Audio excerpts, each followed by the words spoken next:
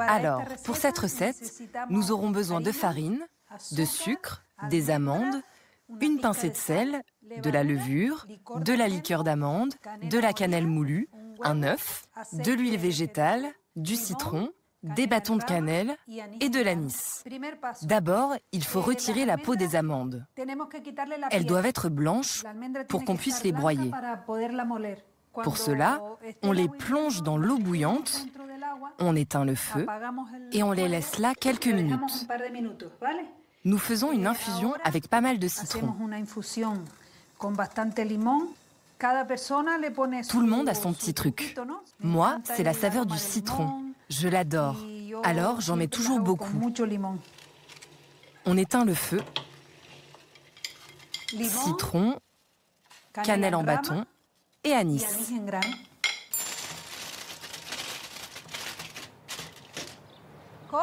José, viens s'il te plaît. Tu m'aides à peler les amandes ?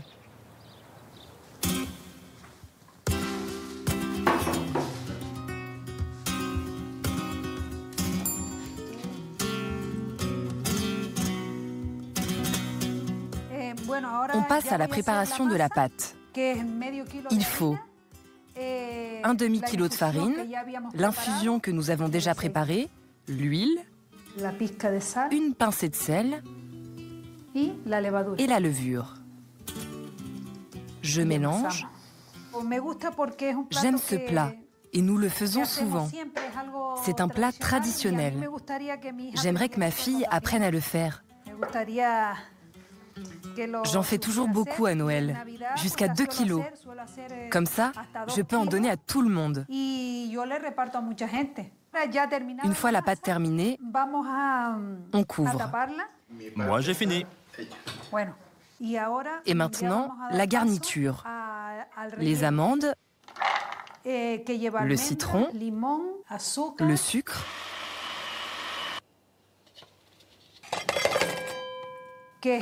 la liqueur d'amande, la cannelle et l'œuf.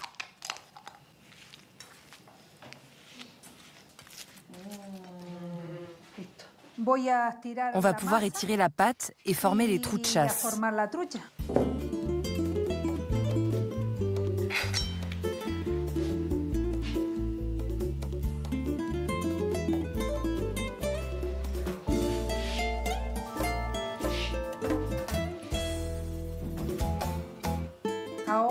Allez, directement dans la poêle pour les faire frire.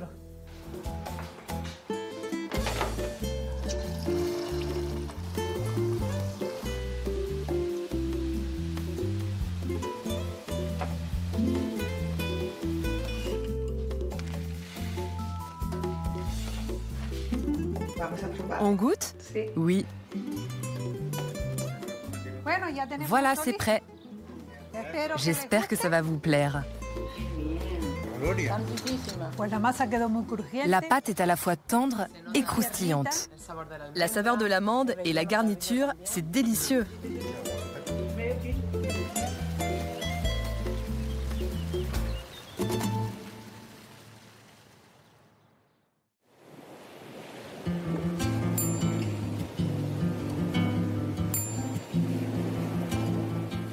Bonjour, bienvenue.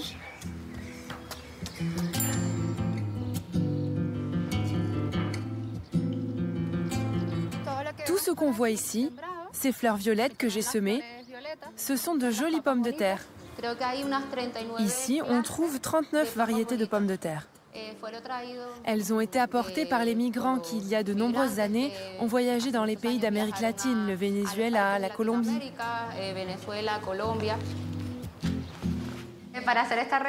Pour faire cette recette, une recette très ancienne des îles Canaries, nous utilisons de la viande de lapin, mais aussi de l'ail, de l'origan, du paprika, du poivre, du piment pour épicer le tout et du pain grillé. Et on accompagnera le plat avec nos traditionnelles pommes de terre ridées.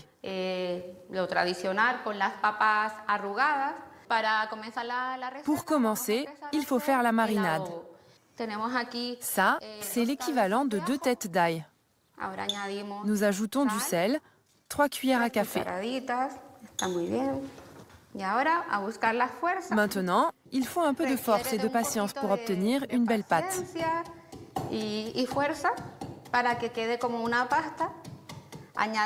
On ajoute l'origan, le piment doux, du vinaigre de vin rouge,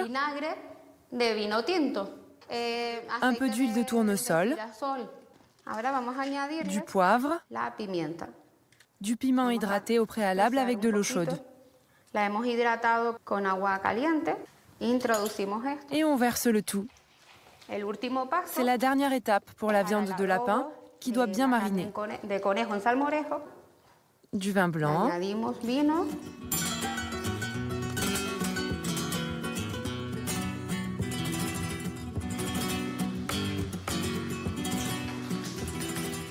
Qu'est-ce que tu veux manger?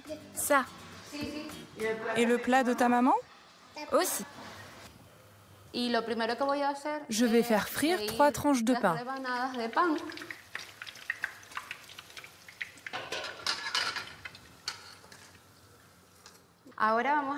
Et maintenant, c'est au tour de la viande qu'on fait frire jusqu'à ce qu'elle soit dorée. On ajoute le foie du lapin. On l'utilise pour donner un peu de texture à la sauce. Les rognons. Les gens mettent aussi la tête du lapin, mais pas moi, je n'aime pas ça.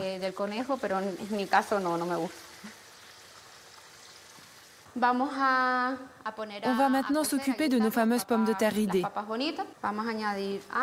On met de l'eau et beaucoup de gros sel. C'est important car c'est lui qui va donner cet aspect ridé, un peu comme une croûte. On les laisse pendant environ 20 minutes. On met tout dans le mortier. Les 3 tranches de pain, l'huile, le foie, les rognons.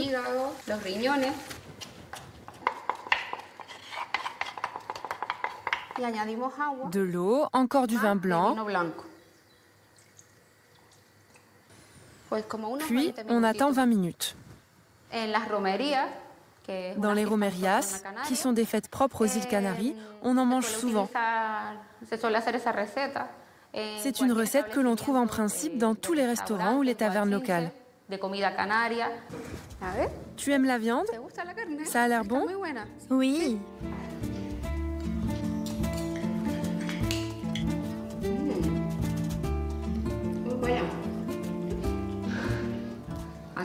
Au revoir.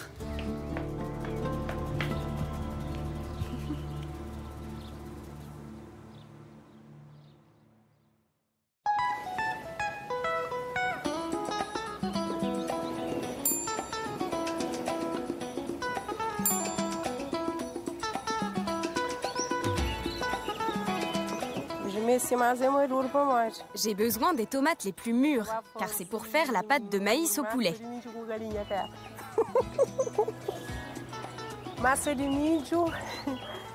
La pâte de maïs est un plat qu'on prépare avec la farine de maïs.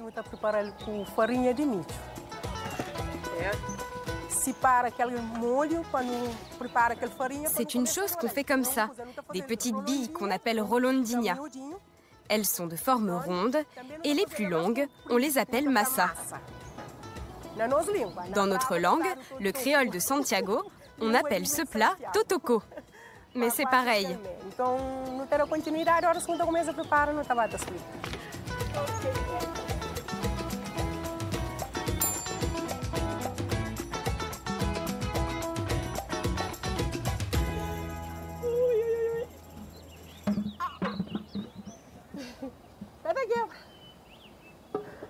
Tout d'abord, on met le maïs à l'intérieur du pilon pour le broyer. Ce plat est très traditionnel. C'est un plat capverdien. C'est une chose qu'on aime bien faire. C'est vraiment délicieux. Maintenant, on a notre farine prête. On va passer à la cuisine pour préparer la recette. D'abord, on va commencer par faire le ragoût de notre poulet.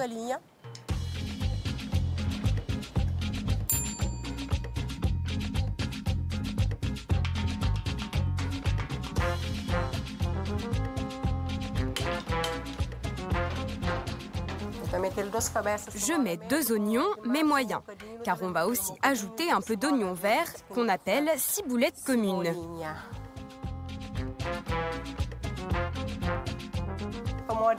Alors, on va essayer de cuire ça au plus vite. Comme on n'a pas d'espace ici et que normalement on cuit au feu de bois, nous allons passer sur ce feu pour accélérer la cuisson.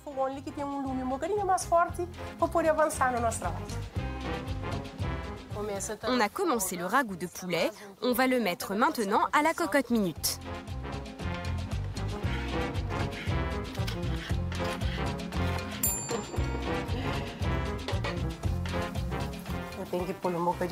On doit ajouter de l'eau pour ne pas brûler. Notre poulet est bientôt prêt. Nous allons pouvoir commencer à préparer nos petites boules de maïs.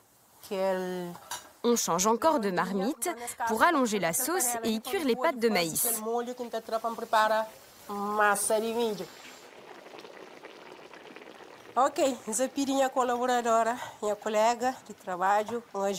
Je demande de l'aide à ma collègue pour rouler la pâte, car ça prend un peu de temps. Elle va donc m'aider pour terminer le travail plus rapidement. La pâte est presque prête. On va vérifier la consistance à la main, tu vois.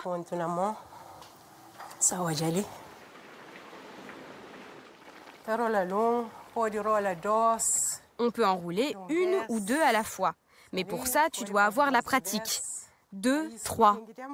Ma mère arrivait à en rouler 3 ou 4 d'un coup. Mais moi, j'ai juste appris à faire avec 2.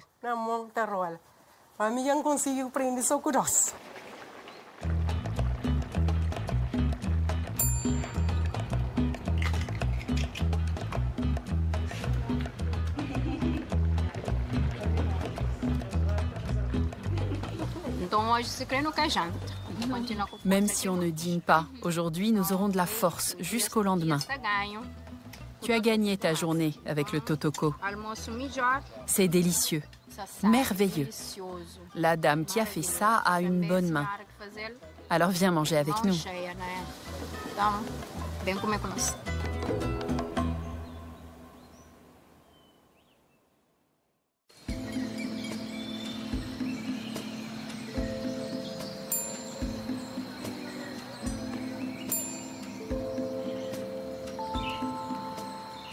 Je m'appelle Fatima Rodriguez.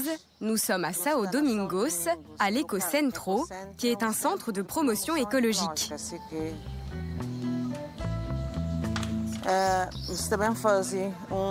Je vais préparer ce qu'on appelle le xérém, avec du lait de noix de coco. Je l'ai choisi car c'est un plat typique d'ici. Lorsque les touristes viennent visiter l'Ecocentro, ils aiment goûter ce plat. Il va éplucher la noix de coco, puis on va l'ouvrir et faire sortir la chair pour aller faire le lait de coco. Voilà, c'est avec ça qu'on va faire le lait de coco.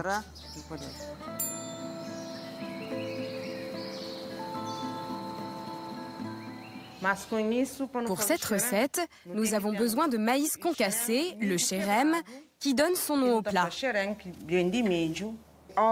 De l'huile. On a aussi de l'oignon et de la tomate. On va mettre du sel, un peu de piment, un peu de cumin, de la coriandre. Puis, on mélangera le cerne avec cette fève de haricots.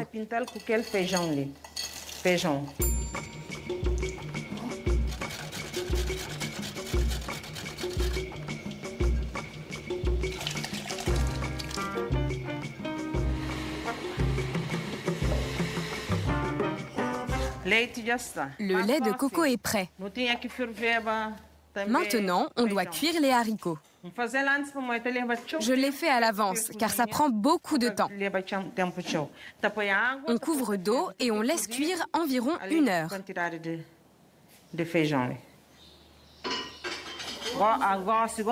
Nous sommes prêts pour faire cette recette.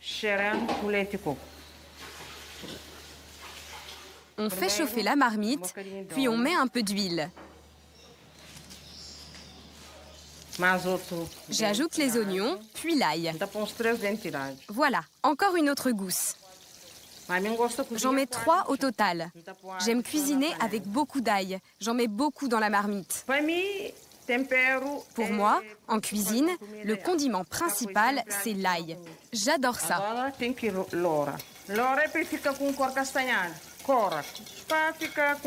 Je fais revenir jusqu'à ce que ça brunisse un peu. Je vais cuire les tomates pour en faire une sorte de sauce. Je rajoute du sel pour qu'elles rendent leur jus. Puis, on ajoute les haricots déjà cuits.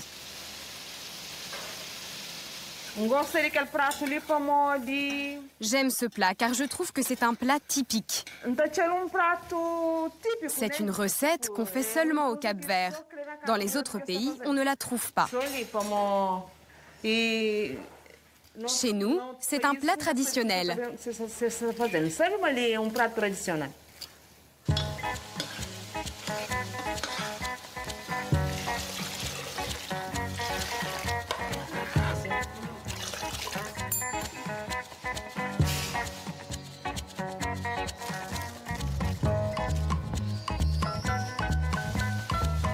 Voilà, l'eau bout. On ajoute le chérème. Et on laisse cuire 15 minutes sans jamais cesser de remuer.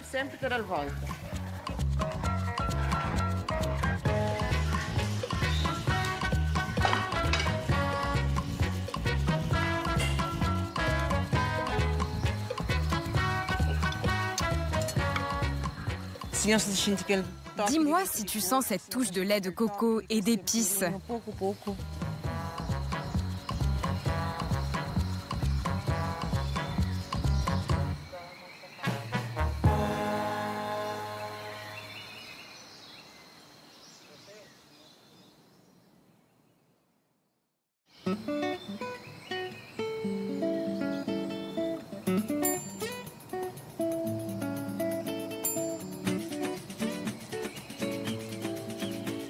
En Maurice, c'est très reposant et on est habitué ici.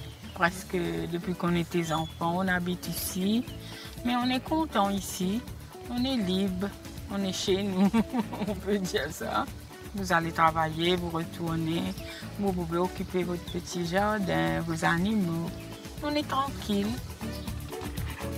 On va cuisiner salmi de cochon marron.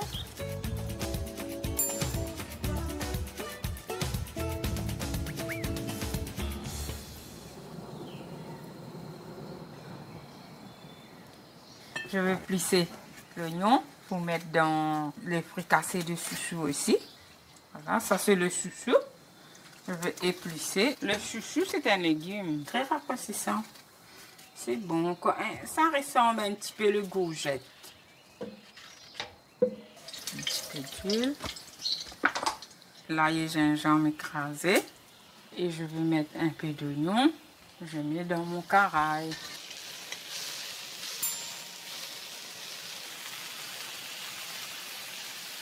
Et je mets du thym, un peu de céleri, même un peu de persil si vous avez, vous pouvez mettre. Un peu de sel, je laisse cuire.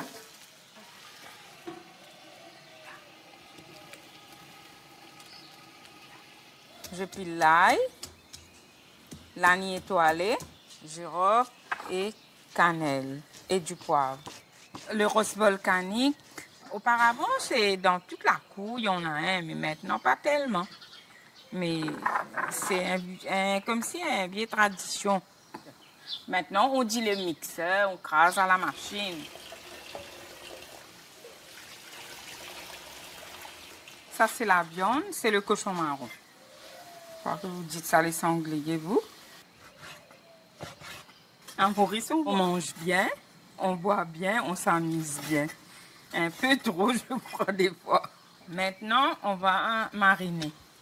Ça, c'est cannelle, girofle, l'ail étoilé, du poivre et l'ail et du sel.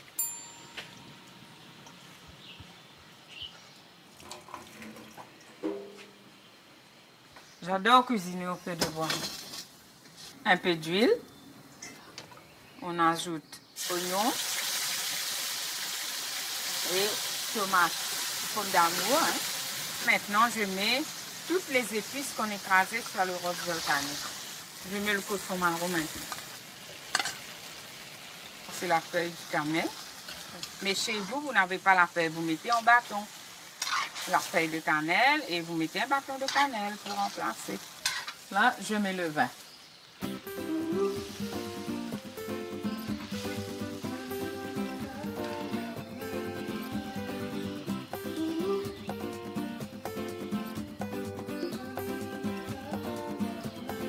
Cette recette, elle est super bonne. Donc, c'est ma maman qui le fait. Apparemment, ça doit être bon.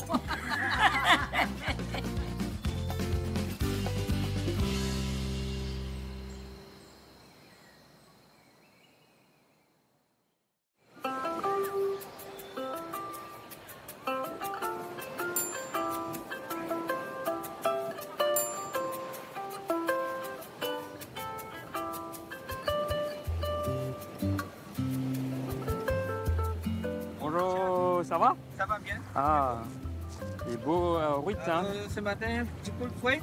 Ouais. Ça va? Ça va bien. Ah, c'est top. On va faire un ourite safrané de façon traditionnelle.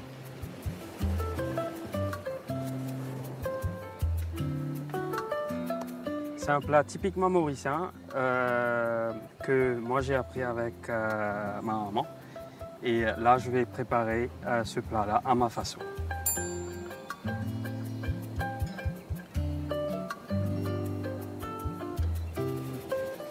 Je commence par plonger l'ourite dans l'eau chaude.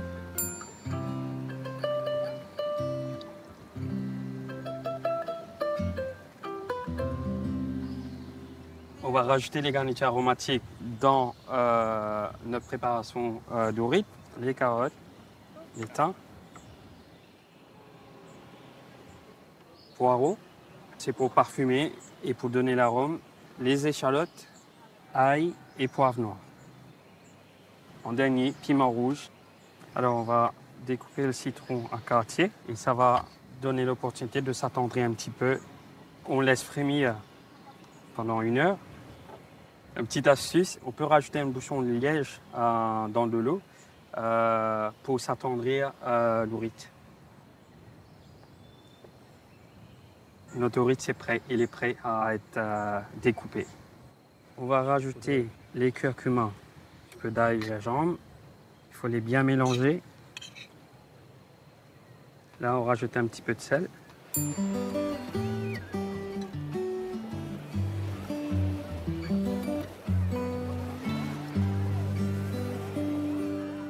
Après 2 heures, l'ourite est bien macéré dans le curcuma, ail et gingembre. On a l'échalote, on va colorer. On a les queues d'oignon. Ça, c'est pour terminer l'assiette avec, pour le côté croquant et herbe. On va rajouter les ourites. Je fais colorer jusqu'à ce que ça devient un petit peu croquant.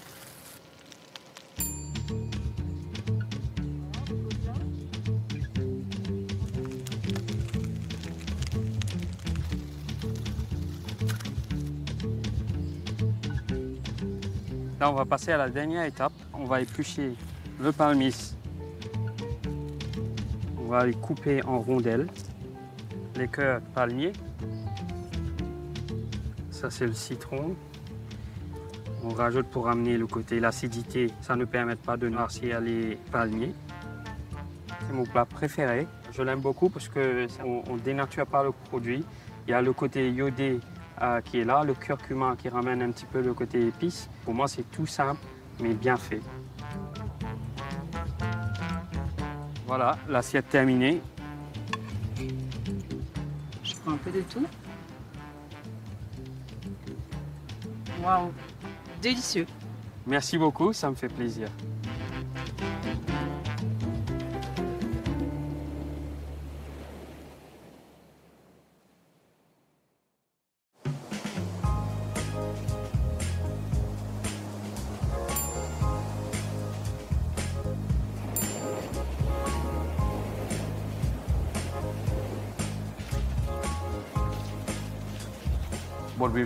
Ce que nous allons cuisiner aujourd'hui est un pain frit traditionnel appelé soifbrod. Ça se traduirait par pain bouilli. Mais je vous garantis qu'il est frit. Ce nom est un clin d'œil car dans la cuisine islandaise, on aime tout faire bouillir depuis la nuit des temps. Il est sucré, à la fois croustillant et moelleux, Et quand tu l'accompagnes de la bonne manière, comme avec notre truite fumée, c'est quelque chose d'incroyable.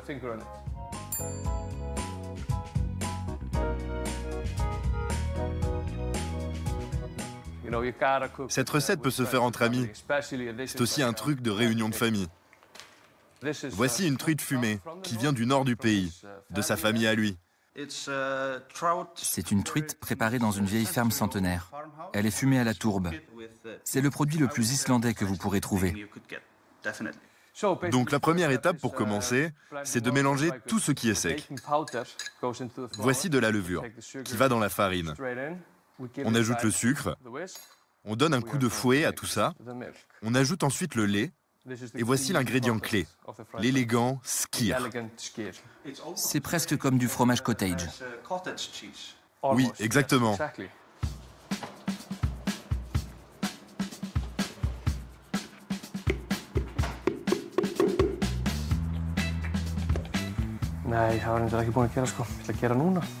On ajoute du karvi à la fin.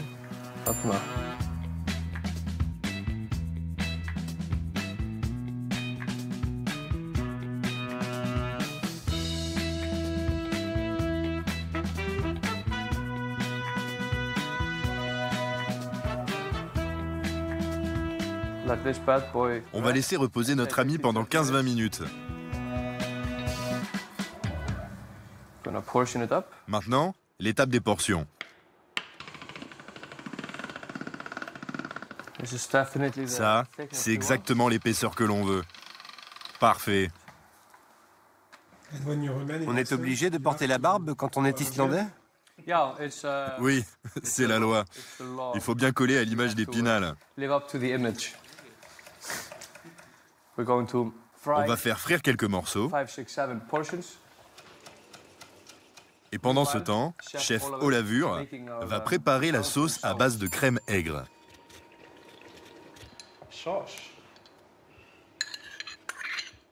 Plein de ciboulettes, plein de citron. Après avoir fait frire notre délicieux pain bouilli, on va découper notre poisson. Oli a des talents de maître sushi avec son couteau. Très utile dans ce cas. Ça sera la garniture de notre pain.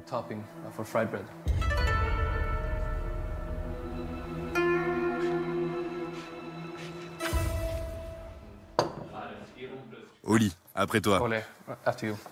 Le beurre, c'est indispensable. Je suis un fanatique de poisson. Je vais prendre 3 tranches. 3, il faut bien ça.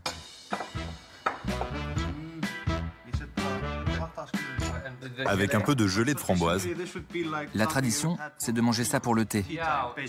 Après avoir passé la journée dehors, vous avez besoin de quelque chose de gras et d'énergétique.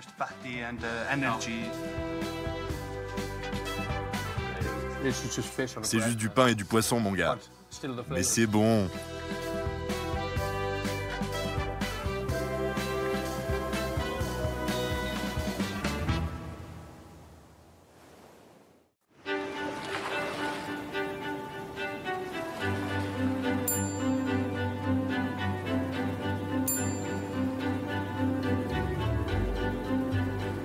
Il y a comme un parfum d'automne dans l'air aujourd'hui. Nous avons besoin de nos pulls en laine et d'une bonne soupe d'agneau. Nous avons ces légumes magnifiques. Et surtout, une viande d'agneau de haute qualité qui vient de ma ferme. Les moutons ont permis aux Islandais de survivre depuis l'ère viking. Ils nous ont tenus chauds et nous ont rempli l'estomac.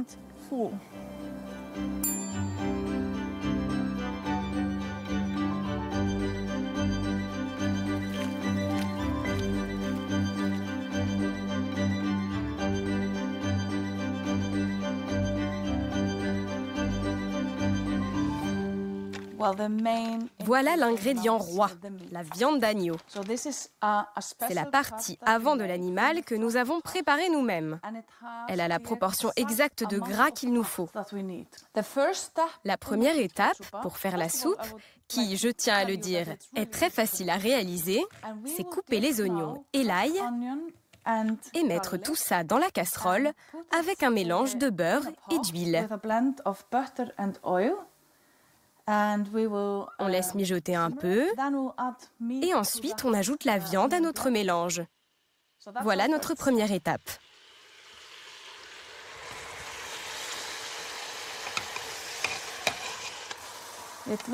Ça m'a l'air parfait. Ça, c'est mon propre mélange d'herbes séchées pour parfumer la soupe. Notre viande est maintenant prête. Nous pouvons ajouter de l'eau.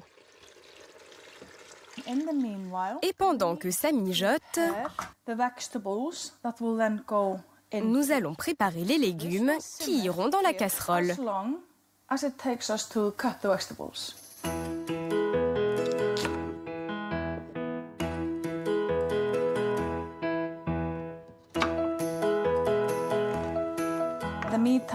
Voilà, la viande mijote depuis assez longtemps. Nous allons ajouter les pommes de terre, les carottes, des navets ou des rutabagas au choix. Et on referme pour que ça boue. Ça, c'est du chou que nous allons ajouter avec du cal et encore des herbes, comme le thym sauvage de nos montagnes. On va ajouter tout ça dans la casserole.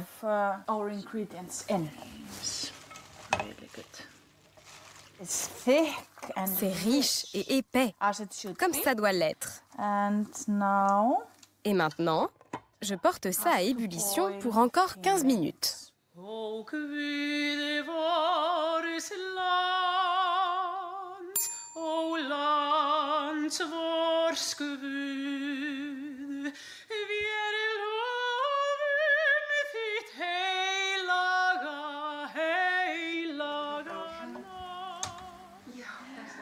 C'est prêt.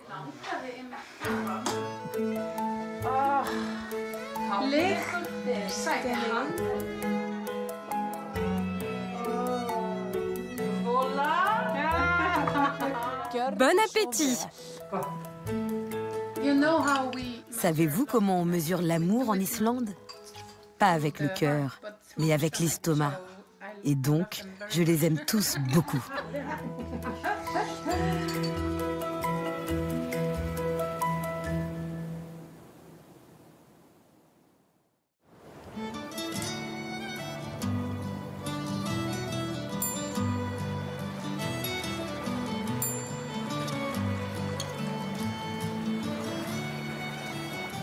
Nous sommes au Connemara, dans la ferme ostréicole de Doune Castle.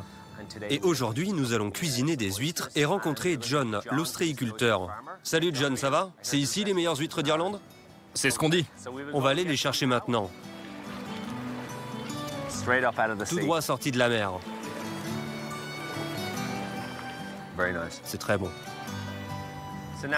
Maintenant, nous allons choisir nos algues pour la salade. C'est du pelvetia, et c'est vraiment une très belle algue. Elle est un peu croquante. Maintenant, nous avons tout pour commencer notre recette.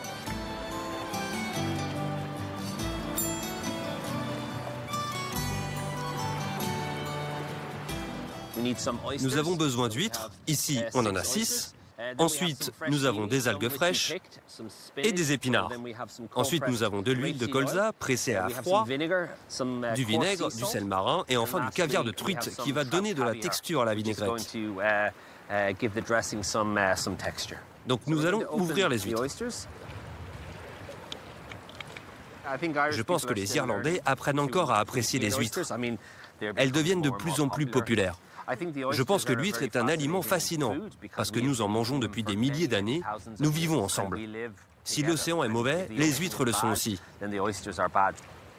On met de l'huile sur les huîtres, on va pouvoir mieux les griller et obtenir une belle peau caramélisée. On va utiliser notre chalumeau pour caraméliser l'huître. C'est juste la surface de l'huître que l'on veut cuire.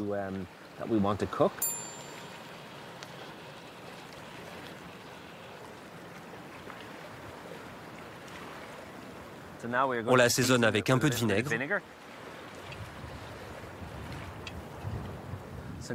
On assemble la salade avec nos herbes de mer et nos algues. L'océan est un lieu très primitif et c'est une très belle expérience que de manger ce qu'il produit. On prend nos huîtres.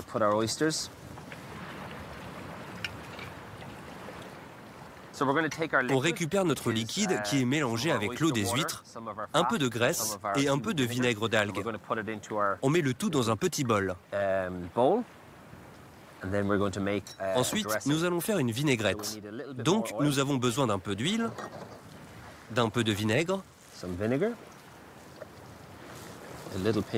une petite pincée de sel, et ensuite, nous allons prendre notre caviar de truite et mélanger. L'acidité est vraiment importante. Les gens ont pour habitude d'ajouter du jus de citron car les huîtres sont très iodées et très riches. Et l'acidité coupe cela. On va mélanger le tout.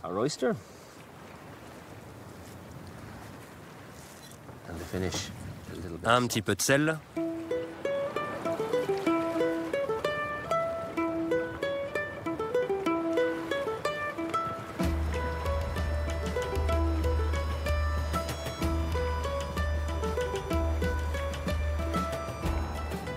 Santé.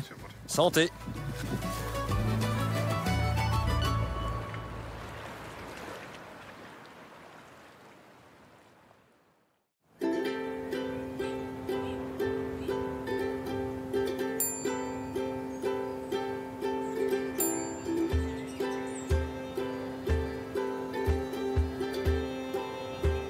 Nous allons cuisiner un Irish stew traditionnel. Nous avons un climat très particulier ici, car le vent vient de l'ouest directement sur nos visages. Les jours de tempête, les vagues éclaboussent sur la terre et apportent de l'eau salée sur l'herbe. Les moutons pèsent donc une herbe salée. Cela donne une saveur unique à l'agneau que nous allons utiliser pour notre recette aujourd'hui.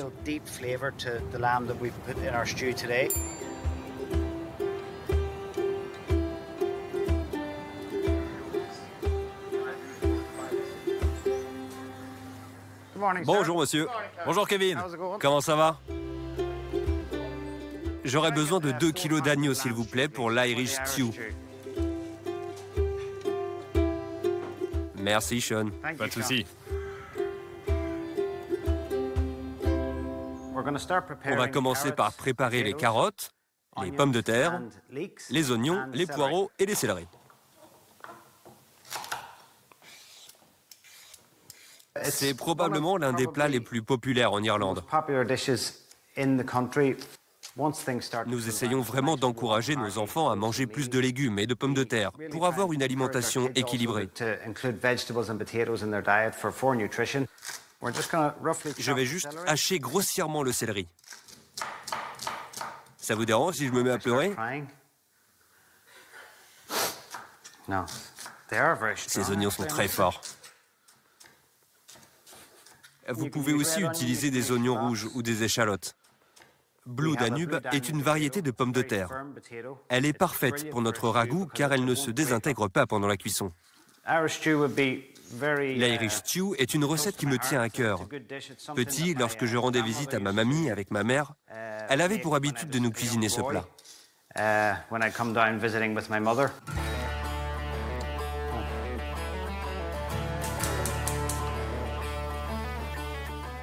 Nous allons maintenant faire dorer notre agneau dans une poêle bien chaude. Et on ajoute de l'huile de colza.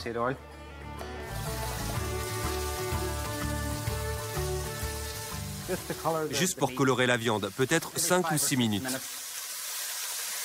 Notre agneau est maintenant bien doré. Dans le fond de la casserole, nous avons notre jus de viande.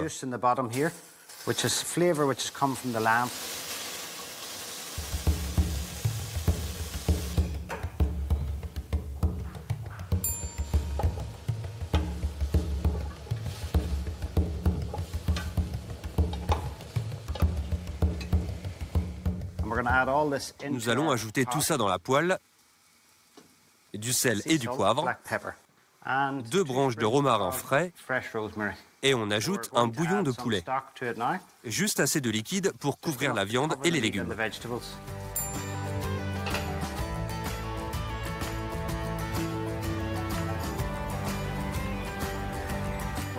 Nous allons ajouter les pommes de terre et on laisse cuire encore 15-20 minutes.